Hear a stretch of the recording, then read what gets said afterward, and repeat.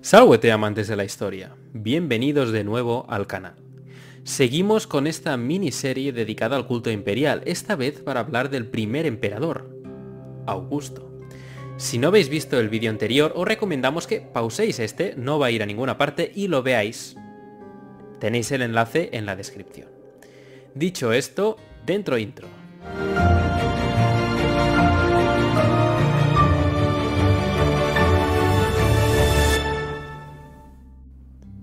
Como ya comenté, este guión y todos los de esta miniserie han sido elaborados por Pablo Muñoz, colaborador del canal, que nos acompañará en estos vídeos. A la muerte de César el 44 a.C., Octavio, o Octaviano, hijo adoptivo del difunto dictator, y Marco Antonio, un general que siempre le fue leal, se enzarzaron en una lucha política, de momento política, por el poder unipersonal de César, que abarcaría 13 años. Tiempo en el que el uso de imágenes e iconografía griega se usó con descaro, pareciendo que la disputa era entre dos reyes helenísticos y no entre antiguos colegas romanos. El joven Octavio, a sabiendas de que su influencia no era comparable con la del archiconocido general romano Marco Antonio, decidió desde un principio llamarse ya Cayo César, pues era el hijo adoptivo del difunto y tenía derecho a usarlo, y fue una baza que usó durante todo este periodo con el fin de establecer una especie de continuismo, un linaje, una dinastía. Estudios actuales demuestran que la religión y la política fueron conceptos inseparables en el mundo antiguo, y que el culto al emperador tuvo una difusión extraordinaria en todo el imperio. Lo cierto es que el culto imperial actuó como un elemento cohesionador entre las ciudades y las provincias, así como promotor del orden social. No es solo el princeps, el emperador, quien se vincula con los dioses, sino que también lo hacen los colaboradores de las provincias del imperio, interesados en obtener ganancias de su lealtad. El emperador, al igual que los dioses, representa el orden moral, y por tanto se sitúa entre los dioses y el mundo terrenal.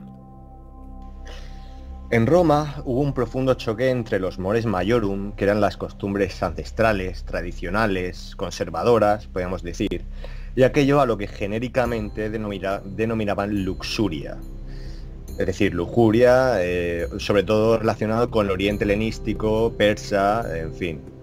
Pronto el mundo iconográfico helenístico llegaría a manos de los dirigentes romanos, a pesar de que la parte de la plebs veía dichas obras como ejemplos provocatorios que se alejaban de los antepasados ancestrales. En el 31 a.C., Augusto decide emprender una reforma cultural que durará 20 años, que perseguía una renovación moral a todos los niveles, logrando pues un cambio de mentalidad en la población. El culto imperial se difundió por todo el imperio, y debido a su heterogeneidad, en cada región tenía particularidades locales, jamás se consideró como un bloque sólido, o como una política exportada de la capital cuyos preceptos había que seguir, es decir, en cada parte del imperio el culto imperial lo generaban la población. La política religiosa augustea fue la más importante para la legitimación de su estatus, pues a través de ella se presentaría como un ser superior, con poder absoluto tras la obtención del Imperium Maius, la tribunicia potestas, que le convierte en inviolable, y la autoritas. En el 12 a.C. es nombrado Pontifex Maximus, siendo así la cabeza visible de la vida religiosa, cuando ya tenía bastantes títulos sacerdotales. Octavio centró sus esfuerzos en evocar el recuerdo de César en los veteranos y en el pueblo, divinizándolo después de muerto y empleando frecuentemente el Sidus Iuris, motivo por el que fue divinizado. Este cometa estuvo en el cielo durante 7 días según Octavio y decidió incluir su presencia en todas las estatuas de César. Sin embargo, fue en el año 42 a.C. cuando Octavio introdujo al difunto César como dios oficial en el panteón romano, refiriéndose a él como Divus Iulius, el divino Julio, y asimismo como Divi Filius, el hijo del divinizado. Como vemos, la honra a César no era arbitraria, sino que había un gran interés por parte de Octavio en entrar dentro de los límites de lo divino. En cuanto al recibo de honores por parte de Augusto, según Dion Casio, Octavio autorizaría a las ciudades de Asia la erección de templos para rendirle culto. Esto es muy importante, ¿vale? Tenemos los ejemplos de Pérgamo y Bitinia, que visto desde una tradición helenística del culto al gobernante cobra sentido, pues Augusto es el nuevo Basileo de aquellas tierras. También ordena a los romanos de Oriente la erección de un templo dedicado a la diosa Roma y al Divus Julius en Éfeso y Nicea. Como vemos, solo permitió a los helenos el culto de su persona en vida, mientras que a los romanos les permitió honrarle tras su muerte. El historiador clásico también hace una distinción entre la Italia romana, donde hay un culto al emperador por decreto senatorial, y el resto del imperio, donde los honraban en vida. El doble modelo de imposición del culto imperial, uno para Oriente y otro para Occidente, podría reflejar la actitud en Roma en ambos sitios: conquista, imperialismo en Occidente y hegemonía en Oriente. La heterogeneidad del imperio impedía la creación de un culto único e invariable, por lo cual los rituales se desarrollaron de manera diferente en cada ciudad del imperio, también dependiendo de su marco jurídico, es decir, si era colonia o no. Octavio fue poco a poco vinculándose con el dios Apolo, pues numerosas señales y sueños asociaban al joven con el sol y las estrellas, incluido el del propio Cicerón, quien en un sueño vio descender a un niño del cielo pendiente de una cadena dorada y con el látigo de Júpiter Capitolino. Lo cierto es que Apolo y sus símbolos siempre eran signos de un futuro mejor. Símbolos como el trípode, la cítara o la esfinge llenarían el panorama iconográfico de Octavio. Este empezó a acuñar monedas con la esfinge, el Regnum Apollinis, y pronto pasó a ser un símbolo frecuente en la iconografía augustea. También empezó a llevar más frecuentemente la corona de laurel, identificándolo nuevamente con este dios.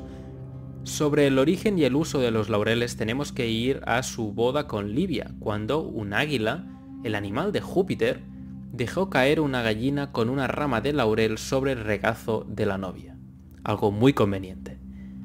Esa rama haría florecer un gran árbol robusto en la villa de Livia, de donde todos los emperadores posteriores obtendrían sus coronas de la victoria.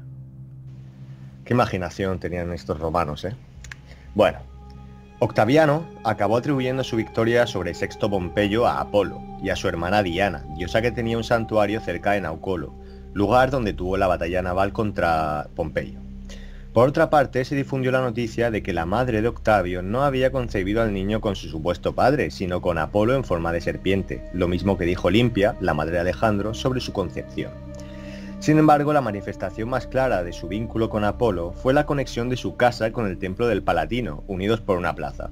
Esto no era nuevo, pues ya en Pérgamo y Alejandría los santuarios eran prácticamente edificios representativos de los palacios. Están juntando nuevamente el ámbito político con el ámbito religioso.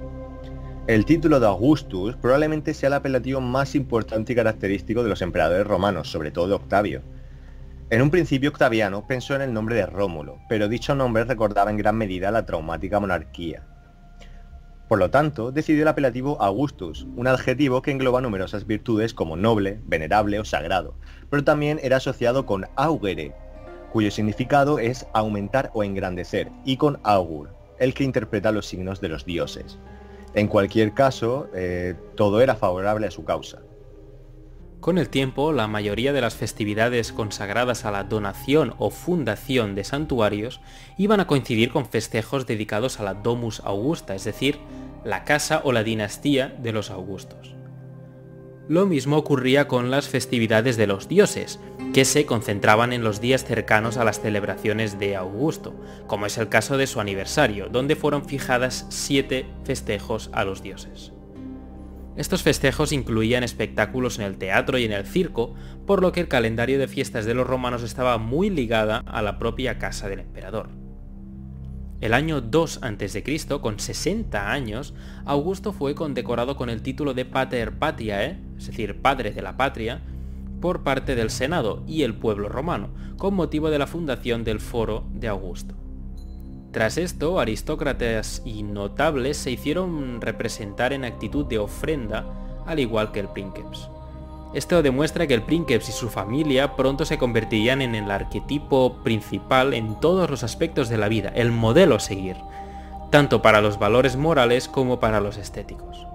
Prueba de ello fueron los miles de estatuillas votivas del princeps que empezaron a ser veneradas en todas las capas sociales. Uno de los factores clave de la difusión y mantenimiento del culto imperial fueron los Liberti.